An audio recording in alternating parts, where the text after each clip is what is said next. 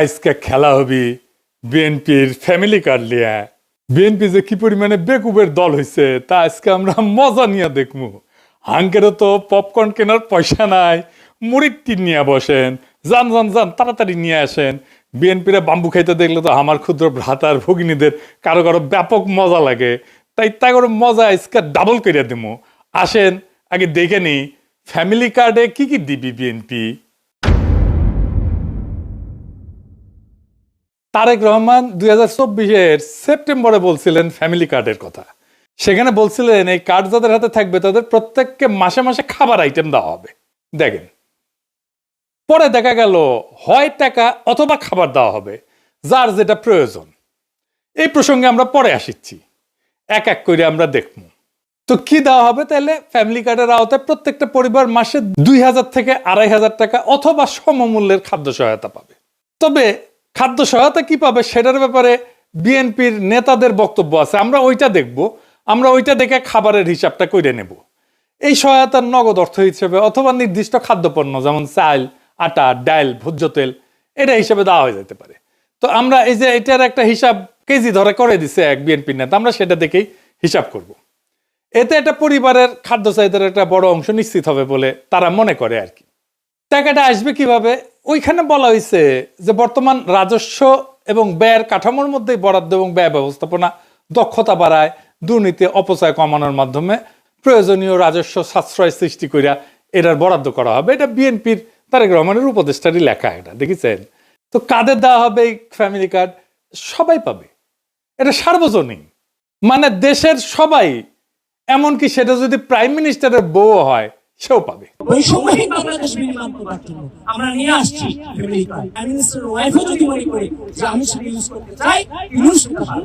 মানে কার্ড তো নারীদেরকে দেওয়া হবে, সেই জন্য বলছে যে প্রাইম মিনিস্টারের বউ যদি হয় তাহলে সেও পাবে। এই হইতেছে বিএনপির ফ্যামিলি কার্ডের মোটা দাগে প্রকল্প। এটা তাদের প্রধান নির্বাচনী ক্যাম্পেইন, মানে এটা দিয়ে তারা ইলেকশনে উতরায় যাবে বলে আশা করতেছে। আর উতরাইতে পারবে কিনা সেটা আল্লাহ জানে। যাই হোক, ওই যে জামাইকোটা বুদ্ধিজীবী বলেছিল না যে জামাতের কোনো প্ল্যান নাই, আনপ্রিপেয়ার্ড। জামায়াত ইসলাম যদি সরকারে আসে তাহলে অর্থমন্ত্রী কি হবে? আপনি যে কোনো জামায়াত ইসলামের লোককে জিজ্ঞেস করেন, পাবলিক ভিশন এগুলো নাই। জি, তো আসেন বিএনপির কেমন প্রিপারেশন নিচ্ছে সেটা দেখি। আগের এপিসোডে দেখেছেন তো বিএনপির স্বাস্থ্য নিয়ে যে পরিকল্পনা, সেটা জয় বাংলা করা হয়েছে। একে একে সব পরিকল্পনা জয় বাংলা করে দেওয়া হবে, চিন্তা করেন না। আসেন একে একে শুরু করি ভালচুন বিএনপির ফ্যামিলি কার্ডের ধাপ্পাবাজি। রাষ্ট্রের কাজ ভিক্ষা দেওয়া না, রাষ্ট্রের কাজ দয়া দেখানো না। রাষ্ট্রের কাজ হইল যারা পড়ে যাইতেছে, পিছায় পড়তেছে, যারা সুবিধা বঞ্চিত, যারা দুর্বল, তাদেরকে টেনে ধরা, তাদেরকে বাঁচানো। এটার নামই হইতেছে সামাজিক সুরক্ষা বলয়, ইংরেজিত কয় সোশ্যাল সেফটি নেট। ফ্যামিলি কার্ডে বলা হয়েছে সব পরিবারকে প্রত্যেক মাসে সমান টাকা দেওয়া হবে। এখানে রাষ্ট্র ভেঙে পড়ে। রাষ্ট্র কোনো তো এটিএম মেশিন না যেখান থেকে টাকা বেড়াবি। রাষ্ট্র কোনো ডিস্ট্রিবিউশন সেন্টারও না, এটা বিতরণের কাউন্টারও না। রাষ্ট্র হইল মরাল অথরিটি, নৈতিক কর্তৃত্ব। রাষ্ট্রকে সিদ্ধান্ত নিতে হয় কে সবচেয়ে বিপদে, কে আজীব ধৈর্য পড়বে, কে সবচেয়ে দুর্ভাগ্যের মধ্যে আছে, কে পিছায় পড়ছে, কাকে না ধরলে সমাজ ভেঙে যাবে, কাকে না বাঁচাইলে চলবে না। ফ্যামিলি কার্ড বলে এই বিচার আমি করব না, সবাইকে সমান দিতে হবে সমাজতন্ত্র। এইটা হইতেছে পলিসি ফেলিয়ার, মরাল কোলাপস, নৈতিক পতন। এই যে সামাজিক সুরক্ষা বলয় বা সোশ্যাল সেফটি নেট, এটার মানেটা আসলে কি? এটার মানে হইতেছে যে নির্দিষ্ট গোষ্ঠীর জন্য সহায়তা। এটা হইতেছে সবচেয়ে যার বেশি প্রয়োজন সে পাবে সাহায্য। এটাকে বলে ভালনারেবল ফোকাসড পলিসি। তো ভালনারেবল কারা? যারা দরিদ্র, কর্মহীন, অসুস্থ, বয়স্ক, দুর্যোগে ক্ষতিগ্রস্ত অথবা পঙ্গু হয়েছে, আহত হয়েছে, তারা। এদের ঝুঁকি কি এক? না। তাহলে সাহায্য কেন এক? তাহলে ফ্যামিলি কার্ড কি করে? এইটা অসাম্যকে, বৈষম্যকে ঢাইকা দেয়। এটা রাষ্ট্র দায়িত্বকে হালকা কইরা দেয়। সবাইকে সমান দিলে তো শক্তরা টিকে যাবে, দুর্বলেরা চুপচাপ পড়ে যাবে। এটা হইতেছে প্রশাসনিক কাপুরুষতা। কারণ প্রশাসন বা রাষ্ট্র বা সরকার এইটা দায়িত্ব নিতে চায় না, নৈতিক কর্তৃত্বের দায়িত্ব নিতে চায় না। যে সবচেয়ে দুর্বল তাকে চিহ্নিত করে তাকে সাহায্য করতে চায় না। ধরেন দুইজন মানুষ, একজনের পা ভাঙা আর একজন দৌড়ায়। তো রাষ্ট্র যদি দুইজনকে সমান জুতা দেয়, এটা কি সাম্য হইল? এটা তো বৈষম্য, এটা তো জাস্টিস না, এটা তো ন্যায় বিচার না, এটা ইনসাফ না। এই যে তিনজন দেখেন, এই ছবিটা দেখেন, বিখ্যাত ছবি আপনারা দেখছেন, তিনজন খেলা দেখিচ্ছে, তাই না? তিনজনের পায়ের নিচে একই সমানের বাক্স দিলে তৃতীয় জন খেলা দেখতে পারবে না। প্রথম জনের পায়ের নিচে তো বাক্সের দরকার ছিল না, ছিল কি, ও তো এমনি দেখতে পাচ্ছে। আর তৃতীয় জনের পায়ের নিচে মানে বাচ্চাটার পায়ের নিচে 2টা বাক্স দরকার ছিল, এটাই জাস্টিস। দ্বিতীয় জনের পায়ের নিচে একটা বাক্স, এটাই জাস্টিস, এটাই রাষ্ট্র করে। ফ্যামিলি কার্ড ঠিক এই অন্যায়টাই করে, তিনজনের পায়ের নিচে সমান বাক্স দিছে। তাইলে এই ফ্যামিলি কার্ড চালু হইলে যারা সবচেয়ে দুর্দশাগ্রস্ত, যাদের সবচেয়ে জরুরি প্রয়োজন, সেই মানুষ অদৃশ্য হয়ে যাবে। তারা কাগজে থাকবে, বাজেটে থাকবে, কিন্তু বাস্তবে থাকবে না। টাকা সবার মধ্যে সমানভাবে ছড়ায় পড়বে। তাহলে টাকার প্রভাব শূন্য হয়ে যাবে। টাকা তাহলে কাকে সাহায্য করতেছে? এই যে পুঁজিবাদী সমাজ, এটার তো সমস্যা হচ্ছে যে টাকা মাঝে মাঝে কিছু সেন্টারে জমা হয়ে যায়, কনসেন্ট্রেটেড হয়, কেন্দ্রীভূত হয়ে যায় কিছু মানুষের হাতে। সেটা যেন রিডিস্ট্রিবিউট করতে, পুনর্বন্টন করতে হয়, রিডিস্ট্রিবিউট করতে হয়। দেখছেন না, ইসলামে জাকাতের ব্যবস্থা আছে, প্রত্যেক বছর এইটা বন্টিত হয়। যার কাছে বেশি টাকা, তাকে দরিদ্র মানুষের মধ্যে বিলাই দিতে হবে। রাষ্ট্রের কাজ সবাইকে খুশি করা না, রাষ্ট্রের কাজ সবচেয়ে দুর্বলদেরকে বাঁচানো। যে সবাইকে সমান করে দেয়, সে আসলে ঘোষণা করে আমি দুর্বলদের দায়িত্ব নিতে চাই না। সেই জন্যই বিএনপির ফ্যামিলি কার্ড এইটা দুর্বলদের বাঁচাবে না, দুর্বলদের দায়িত্ব নিতে চাইতেছে না সে। এটা মানবিক না, এটা রাষ্ট্রের দায়িত্ব থেকে পরিকল্পিত পলায়ন। এবার আসেন আমরা আর একটা জিনিস দেখি। বিএনপি বলতেছে যে বাসার কর্ত্রী বা head of the house hold নারী, তাকে দেওয়া হবে। Head of the house hold বলতে কি বুঝাইতেছে? মানে পরিবারের গৃহকর্ত্রী আর কি, এই নারীর নামে। ইংরেজিতে লিখছে woman head of house hold. এনে প্রথম সমস্যা হইতেছে পরিবারের সংজ্ঞা কি, কে এটা সংজ্ঞায়িত করবে? আমাদের সমাজে যৌথ পরিবার আছে এবং ছোট পরিবার আছে, যেটাকে নিউক্লিয়ার পরিবার বলা হয়, একই সাথে চলে।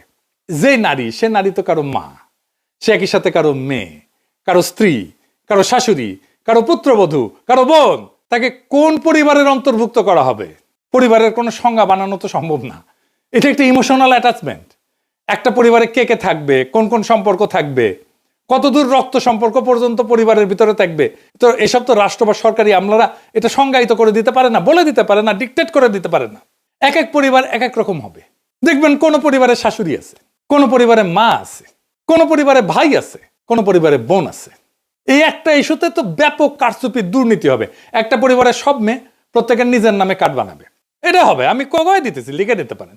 বাংলাদেশে বিয়ের পর অনেকে বাপের বাড়ি বা শ্বশুর বাড়িতে থাকে, তাদেরকে কি আলাদা আলাদা পরিবার গণ্য করা হবে, নাকি একটা পরিবার গণ্য করা হবে? একটা পরিবারে এইভাবে অনেকগুলো কার্ড বানায়, সবগুলো থেকে টাকা রেশন নিজেদের অ্যাকাউন্টে পড়বে, যদি সবাইকে দেওয়া হয়। তাই তো দিতে চায় তারা সবাইকে। এবার একটা ইন্টারেস্টিং জিনিস দেখি। এই যে বলছি, যারা ভালনারেবল গ্রুপ, যাদের সবচেয়ে বেশি সাহায্য দরকার, তাদের কিন্তু অন্য সহায়তা দেওয়া হয়। সেটা কি বন্ধ করে দেওয়া হবে? বিএনপি কি সেটা বন্ধ করে দিবে? আসেন সেটা বুঝে দেখি। আমাদের সামাজিক সুরক্ষা কার্যক্রম কি কি আছে? আপনার নাম শুনেছেন অনেক, বয়স্ক ভাতা, বিধবা ভাতা, প্রতিবন্ধী ভাতা, তাই না? এমনকি হিজড়া জনগোষ্ঠীর জীবন মান উন্নয়ন ভাতা আছে। আমাদের একটা বিশাল খাদ্যভিত্তিক সুরক্ষা কর্মসূচি আছে, এটা সে পাশে লিখে দেন। এর মধ্যে আছে ভিজিডি কার্ড, আপনারা শুনছেন, এর নাম হচ্ছে ভালনারেবল গ্রুপ ডেভেলপমেন্ট। তারপরে আছে VGF card, vulnerable group feeding. তারপরে জিআর আছে, এটি দুর্যোগকালীন ত্রাণ। তারপর ওএমএস আছে, ওপেন মার্কেট সেল, খোলা বাজারে খাদ্য বিক্রি। তারপরে টিসিবির কার্ড আছে, দেখছেন না? এটার মাধ্যমে ভর্তুকি দেওয়া হয়েছে, যে সমস্ত পণ্য সেটা দেওয়া হয়। আবার এটা কাজের বিনিময়ে খাদ্য কর্মসূচি আছে না, ফুড ফর ওয়ার্ক, কাজের বিনিময়ে খাদ্য, কাজের বিনিময়ে অর্থ, যেটা সেটাকে বলা হয় টেস্ট রিলিফ। তারপরে একটা ইজিপিপি বলে আছে, মানে যেটা কর্মসংস্থান সৃষ্টি করবে, এরকম প্রোগ্রাম। অতি দরিদ্রদের জন্য কর্মসংস্থান কর্মসূচি। তারপরে নারী এবং শিশু মাতৃস্বাস্থ্য সুরক্ষা আছে, মাতৃত্বকালীন ভাতা আছে একটা, যারা বাচ্চাদেরকে দুধ দেয় তাদেরকে মাতৃত্বকালীন একটা ভাতা আছে, মা এবং শিশু সহায়তা কর্মসূচি। তারপরে প্রাথমিক বিদ্যালয়ে মিড ডে মিল আছে, মানে স্কুলের মধ্যেই খাবার দেওয়া হয় বাচ্চাদেরকে। শিক্ষাভিত্তিক সুরক্ষা আছে, মানে প্রাথমিক এবং মাধ্যমিক স্তরে উপবৃত্তি আছে, মাদ্রাসা শিক্ষাদের উপবৃত্তি আছে, এবং বিশেষ এবং প্রান্তিক জনগোষ্ঠীর জন্য কর্মসূচি আছে। খুব চমৎকার চমৎকার কর্মসূচি আছে। যেমন ধরেন চা বাগান শ্রমিকদের সহায়তা কর্মসূচি আছে। চা বাগান শ্রমিকরা কিন্তু খুবই দরিদ্র, অতি দরিদ্র। তাদের যে জীবনের যে কি কষ্ট আপনারা চিন্তাও করতে পারবেন না। আমি একটা ক্লিপ দেখাবো আজকে। তারপরে ধরেন বেদেদের জন্য, জেলেদের জন্য, হাওর এবং চর অঞ্চলের জনগোষ্ঠীর জন্য আলাদা আলাদা ভাতা আছে। ক্ষুদ্র নৃগোষ্ঠীর জন্য উন্নয়ন কর্মসূচি আছে। তারপরে ধরেন বন্যা হইল, সেখানে দুর্যোগ, জলবায়ু ঝুঁকি ব্যবস্থাপনা, এইটার জন্য আবার আলাদা সহায়তা আছে। খরার জন্য সহায়তা আছে। ওই যে হাসিনা বাসা টাসা বানাই দিছিল না, ওইটা একটা বাসস্থান পুনর্বাসন কর্মসূচি আছে। বিএনপি বলতেছে যে এই যে ফ্যামিলি কার্ডের বার্ষিক ব্যয়, এইটা হবে 12,000 কোটি টাকা।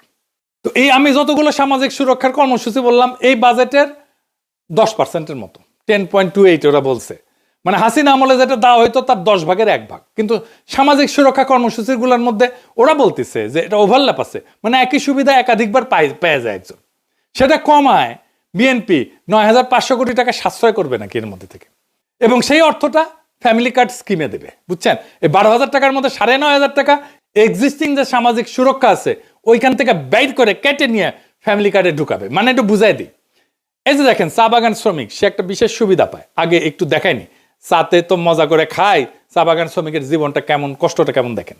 এটা গ্রিন টি, এটা গ্রিন টি। এই পাতা আমাদের মহিলারা তুলবে। হ্যাঁ, এই পাতা 23 কেজি তুলবে না, আমার ওয়াই 8 ঘন্টা কাজ করে 178 টাকা পাবে। 8 ঘন্টা কাজ করার পরে 23 কেজি তোলার পরে 178 টাকা পায়। জি, আর 23 কেজি কম হলে 1 কেজি প্রতি 60 টাকা মাইনাস। মানে 23 কেজি কম হলে 60 টাকা হয় না। জি, এইভাবে আপনাদের জীবন চলতেছে। কষ্ট হয় স্যার, ভালো মন্দ মন চায়। এই যে ম্যাডাম সাহেব একটা কথা বলি, কিছু মনে নিবেন না। ম্যাডাম সাহেব যে 100 টাকা দিচ্ছেন না, আজকে 25 ডিসেম্বর না, আমার মা বলতেছিল একাধিক কলা নিব, বিস্কুট আর একটা লু বিস্কুট। মন চায়, মাছ মাংস আমাদের মন চায়। দেখেছেন মনটা খারাপ হয়ে গেল না? এই লোকের মা ধরেন যে যার কথা বলতেছিল ওই লোকটা, সে বয়স্ক নারী ভাতা পায় নিশ্চয়ই, আর চা শ্রমিকের ভাতা পায়, তাই না? 2টা ভাতা পায়। এটারে বলতেছে ওভারল্যাপ, মানে তুমি তো 2টা নিতে পারবে না, এইখানে দরিদ্র সুবিধা বঞ্চিত মানুষের টাকা সরায় না ফ্যামিলি কার্ড দিবে। টেম্পু স্ট্যান্ডে চান্দাবাজি করতে করতে অভ্যাস খারাপ হয়ে গেছে, গরিব মানুষের টাকা সরায় নিজের ভোটে যেটা রাজনৈতিক কর্মসূচি আর্থিক ব্যয় মেটাবে। সি সি সি সি রানুনি সি। আচ্ছা, আর একটা জিনিস দেখাই, তারা বলতেছে যে ক্যাশ টাকা বা খাদ্য সহায়তা দেওয়া হবে, মানে কাউকে ক্যাশ টাকা কাউকে খাদ্য সহায়তা দেবে।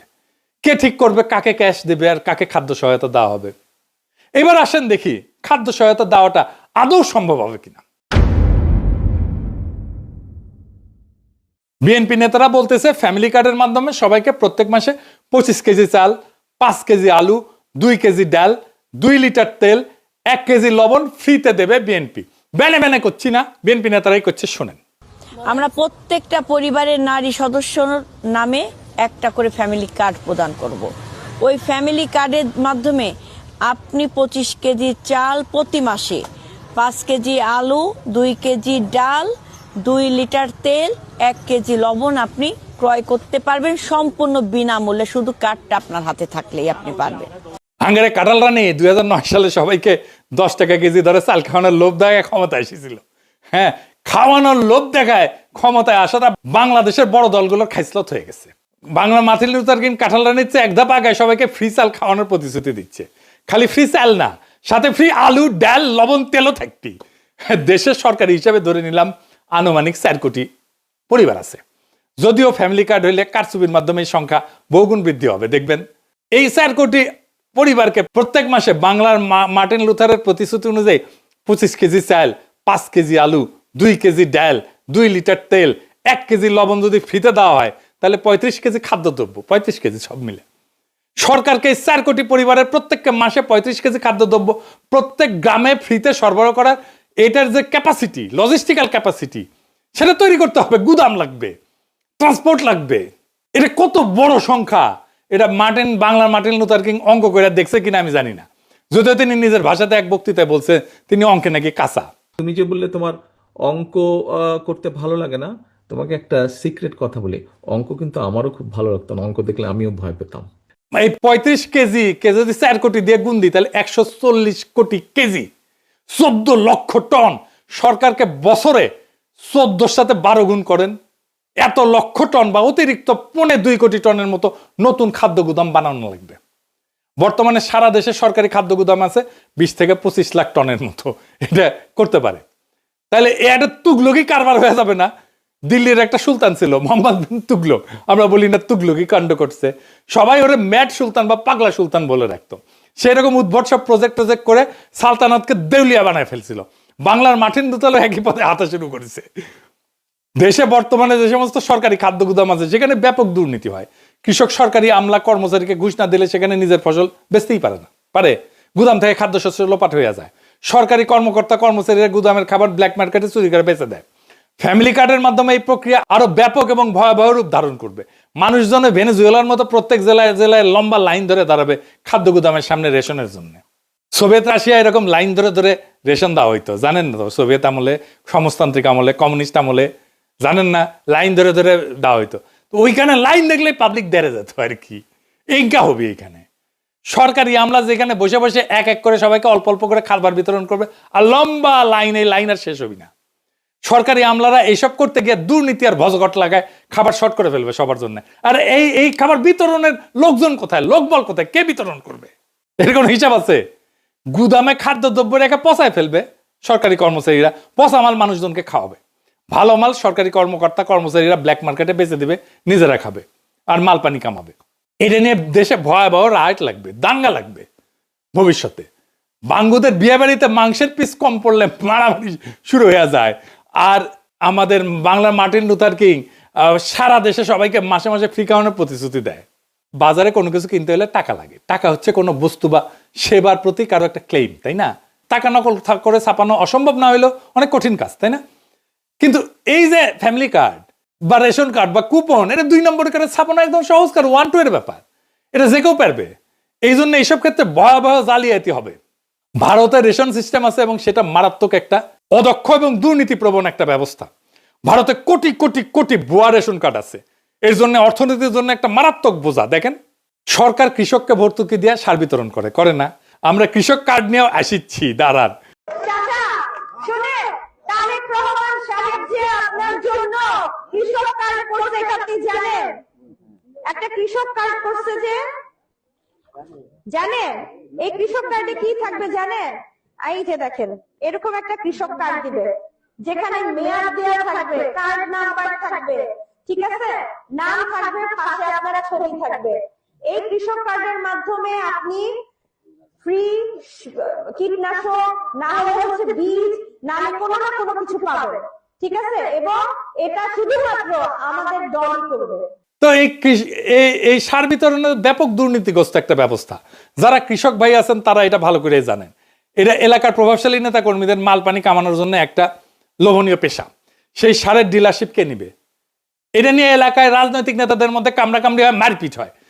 এই খাবার বিতরণের ডিলারশিপ নিয়েও টেম্পু স্ট্যান্ড পার্টির মধ্যে কামড়াকামড়ি হবে, খুনাখুবি হবে, মারপিট হবে। লিখে রাখতে পারেন, এখনই হয় টেম্পু স্ট্যান্ড নিয়ে মারপিট হয়। আধুনিক অর্থনীতির জনক অ্যাডাম স্মিথের আগেও মুসলিম ঐতিহাসিক এবং সমাজবিজ্ঞানী ইবনে খালদুন, তার একটা বই আছে মুকাদ্দিমা, আল মুকাদ্দিমা। এটাতে ডিটেলস ব্যাখ্যা করছেন কোন একটা শাসকের বা রাষ্ট্রের এই ধরনের বাণিজ্য কর্মকাণ্ডে অংশগ্রহণ করা ঠিক না। এটা উনি বলে দিচ্ছেন। এটা যে রাষ্ট্রের জন্য একটা বিধ্বংসী কাজ, সেটা তার বইয়েতে বিস্তারিত ব্যাখ্যা করছেন। এটা তার বইয়ের ইংলিশ অনুবাদ, সময় থাকলে পড়ে নিতে পারেন। জামাই কোটার বুদ্ধিজীবীর নাকি এটা খুব প্রিয় বই। যাই হোক, পড়িছে বুঝিছে কিনা খেয়ে জানে।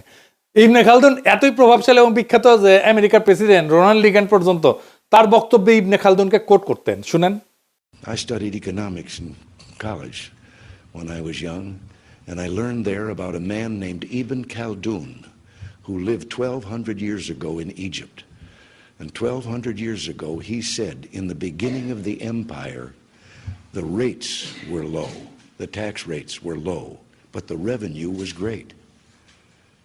He said in the end of the empire, when the empire was collapsing, the rates were great and the revenue was low. আজকার একজন ফরাসি পলিটিক্যাল ইকোনমিস্টের সাথে পরিচয় করে দিই এবং দার্শনিক, তার নাম হচ্ছে ফ্রেডরিক বাস্তিয়াত। তার বইতেও এরকম থিম ব্যাখ্যা করছেন। এটাও ইংরেজিতে অনুবাদ। তার একটা চ্যাপ্টার আছে, তার নাম হচ্ছে দ্য ইন্টারমিডিয়ারি বা মধ্যস্বত্বভোগী।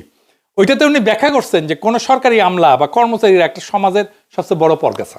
সরকারি কর্মচারীরা কিছু মনে করেন না, এইটা বইপত্রের কথা আমি কইলাম আর কি। ইংরেজ আমলের জমিদারদের চেয়ে বড় পরগাছা বর্তমান সরকারি কর্মকর্তা কর্মচারীরা। সাধারণ জনগণ ব্যবসায়িক টাকায় এদের বেতন ভাতা হয়, আবার এরাই সেই জনগণের কাছ থেকে ঘুষ নেয়, মাল চুরি করে, টাকা না পেলে কাজ করে না, ফাইল আটকায় রাখে, ফাইল টাকায় ঘুষ নেয়, আবার জনগণকে নিজের চাকর বাকর মনে করে, সান না দেখলে আবার মেজাজ খারাপ করে। সব শেষে কাসাসুল আম্বিয়া থেকে একটা গপ্প শোনাই। হযরত সুলাইমান রাদিয়াল্লাহু আনহু নিজেকে অনেক ক্ষমতাধর ধনী বাদশা মনে কইরা একবার ঠিক করছিলেন তিনি আল্লাহর সৃষ্টি পৃথিবীর সকল জীবকে একবেলা খাবার খাওয়াবেন। এইটার জন্য বিশাল রান্নার আয়োজন করলেন। ব্যাপক রান্না টান্না শেষ করে পরিবেশন করে সবাইকে দাওয়াত করছেন। ওই সময় সাগর থেকে একটা তিমি মাছ উঠে আসে। সেই তিমি মাছ উঠে এসে পুরা রান্না করে খাবার একাই খেয়ে শেষ করে ফেলে। এবং বলে যে এটা তার মাত্র এক বেলার খাবার। এই গল্পের মূল শিক্ষা হচ্ছে হযরত সুলাইমান যত ক্ষমতাধর বাদশাহী হোক না কেন, আল্লাহর সৃষ্টি সকল প্রাণীর রিজিকের ব্যবস্থা করা তার সাধ্যের বাইরে। আল্লাহ তাআলা পৃথিবীর শত শত কোটি কোটি প্রাণীর রিজিকের ব্যবস্থা করেন কোনো সমস্যা ছাড়াই। কোন মানব শাসক যদি নিজেকে গড কমপ্লেক্সে ভোগা শুরু করে সিদ্ধান্ত নেয় সে কোটি কোটি মানুষকে বিনামূল্যে মাসে মাসে ফ্রিতে চাল ডাল আলু লবণ তেল এইসব খাবার খাওয়াবে, সেটা হইলে তার জন্য জীবনে সামনে বড় হোঁচট অপেক্ষা করা, আছাড়ের অপেক্ষা করতেছে। এবার আসেন আরো দুইটা গুরুত্বপূর্ণ পয়েন্ট, বাজেট আর কাকে দেওয়া হবে এটা নিয়ে আলাপ করি। বিএনপি বলছে যে প্রথম 50 লাখ পরিবারকে দিবে, ভালো কথা। বিশ্বব্যাংক বলতেছে যে 2025 সালের শেষে বাংলাদেশে অতি দরিদ্র মানুষের সংখ্যা হইতে পারে 1,58,00,000-এর মতো, আর দরিদ্র মানুষের সংখ্যা হবে 3,90,00,000-এর মতো। সো আমরা তো এই অতি দরিদ্র এবং দরিদ্র মানুষদেরকে তো সাহায্যটা দিব, তাই না? তাইলে এই মোট দরিদ্র এবং অতি দরিদ্র মানুষের সংখ্যা কত? 5,48,00,000 জন। সো বাংলাদেশে গড় পরিবারের সদস্য সংখ্যা সাধারণত ধরা হয় 4.3 থেকে 4.5 জন প্রত্যেক পরিবারে। এটা বাংলাদেশের সরকারি হিসাব এবং আন্তর্জাতিক সংস্থা এটা ব্যবহার করে। আমি মাঝামাঝি ধরে নিচ্ছি 4.5 জন পরিবারের হিসাব। তাহলে 5,48,00,000 এটাকে যদি 4.5 দিয়ে ভাগ করি তাহলে 1,22,00,000 পরিবার হইতেছে দরিদ্র এবং অতি দরিদ্র পরিবার। এর মধ্যে মাত্র 50 লাখকে কে নির্বাচন করবে? কিভাবে করবে? কোন ক্রাইটেরিয়া করবে? এই যে হারুন যে কইছে যে হারুনকে বলে আওয়ামী লীগকে ফ্যামিলি কার্ড দেবে, উনকা শুনেন। জামাতকে কখনো ভোট দিস না, আওয়ামী লীগকে আমাদেরকে ভোট দে, আমরা তোদেরকে হারুন ভাইকে বলে তোদের সবাইকে ফ্যামিলি কার্ড করে দেবো। এবার আসেন বাজেটের প্রশ্ন। এত বিরাট প্রকল্পের খরচ সরকার কই থেকে যোগান দেবে? আর যদি তারা বলে যে আগে যেটা সামাজিক সুরক্ষা কর্মসূচি ছিল সেইটার বাইরে এটা নতুন, তাহলে এত বিরাট প্রকল্পের খরচ সরকার কই থেকে দিবে? বাংলাদেশ সরকারের বাজেট অলরেডি ওভার এক্সস্টেড। সরকারি বাজেট ডকুমেন্ট পড়ার শিক্ষা রাখে, সে পড়লে বুঝবে সরকারের রাজস্ব এর চাইতে খরচ অনেক বেশি। এছাড়া সামনে অনেক হাসিনার রেখা যাওয়া ঋণের ইনস্টলমেন্ট শোধ করার টাইম হয়ে আসতেছে, শোধ করা শুরু হবে এই 2026 থেকে। এরপর যদি আবার বাংলা মার্টিন লুথার কিং এই সমস্ত তুর্গি পরিকল্পনা নিয়ে আসে, তাহলে সরকার কেবলমাত্র একভাবে এটাকে ফাইন্যান্স করতে পারবে, সেটা হইতেছে সরকারিভাবে টাকা চাপানো। এইটা হইলে যে ভয়াবহ মুদ্রাস্ফীতি হবে, বাংলাদেশ পুরা রবার্ট মুগাবের জিম্বাবুয়েতে পরিণত হয়ে যাবে। তো বিএনপির সব কয়টা নির্বাচনী প্রতিশ্রুতির এইভাবে ফর্দাফাই করে দেওয়া হবে। ওরা জানে বাগে ছিলে 18 গা, পুলিশে ছিলে 36 গা, আর পিনাকি ছিলে জয় বাংলা।